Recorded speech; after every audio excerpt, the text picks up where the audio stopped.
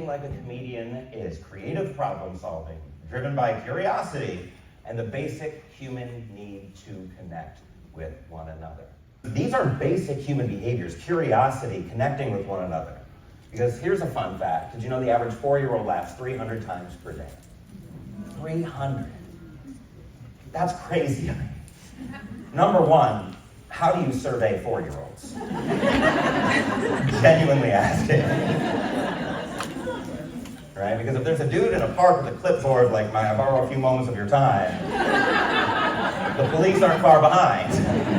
It's not how that works. 300 times per day. And also, that feels like a very arbitrary number. It's almost like researchers found one 4-year-old. How many times do you laugh? 300. Survey done. Right?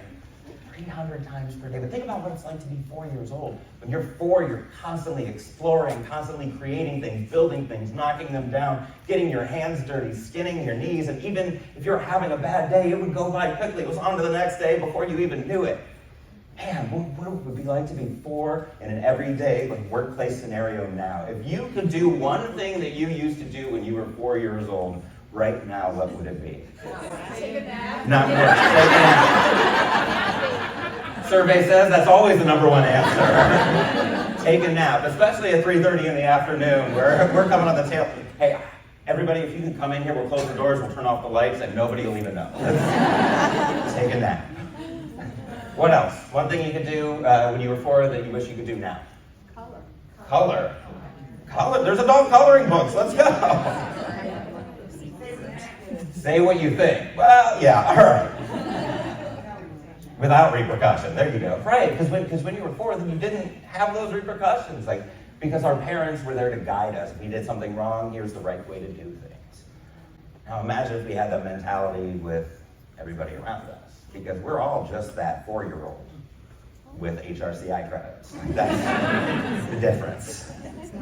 Because we do have that inner 4-year-old, that inner curiosity, but through years of schooling, through years of going through the workforce, we tend to lose that natural curiosity.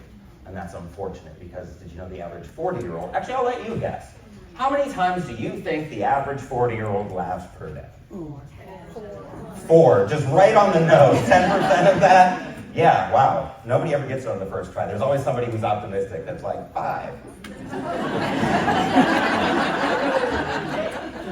4. The average 40-year-old laughs 4 times per day. So my question that I constantly have to ask myself is why am I presenting to a room full of adults when I would be crushing it right now in the preschool market? 300 times per day? Are you serious? Peekaboo, that would get an applause break. Flatulence, that's a standing ovation. Tickling, that's a court date. But the interesting thing about the number of times we laugh per day, too, is that it dramatically decreases at the age of 23 years old, and then dramatically increases again at the age of 80. What happens? I'm curious, what happens at the age of 23 where we lose our sense of humor? Reality. What she said. Are we all in agreement with why?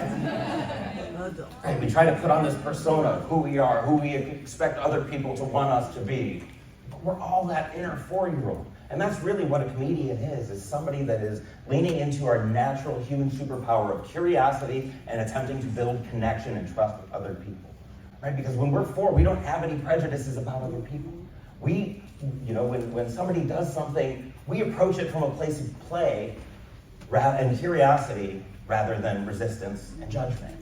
And so that is the value of thinking like a comedian, because everything I say today, if I am presented with a more powerful counter-argument, I am willing to take on that counter-argument. That is the value of thinking like a comic. And so what happens at 23 years old? Yes, we go to work. Yes, we graduate from college. Yes, reality. But I think it's about the narrative that we tell ourselves about what it means to work. When I was 8 years old, I'll never forget this. I was doing homework outside. I could see out the window. All my friends were playing outside. I wasn't allowed to go outside until my homework was done. My dad comes in from work, and I remember looking at him and saying, "Dad, can't wait till I'm done with school because then I'll never have to do homework again." That was his reaction. He said, David, be grateful you're still in school, because once you graduate from college, you are going to work at a job you don't care about, for a boss who doesn't care about you, with people you don't like. Real uplifting, Dad. Thanks for the words of encouragement. You know what? Let's make that into a motivational poster, hang it around the office, see the uptick in morale.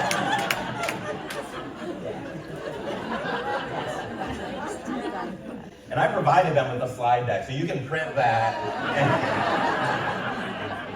And let me know if the engagement rate goes up.